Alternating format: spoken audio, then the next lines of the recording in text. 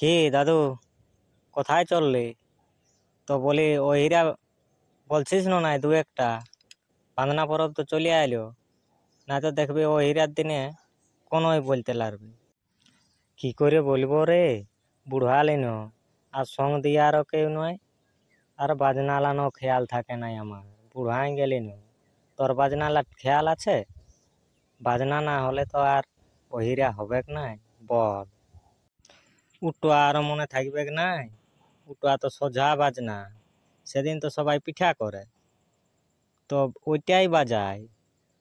পিঠা দে, পিঠা দে, পিঠা দে, গুড় চিড়া বাদ দিয়া পিঠা দে, পিঠা দে, পিঠা দে, পিঠা দে, গুড় চিড়া বাদ দিয়া পিঠা দে, এই বাজনাটাই বাজায়।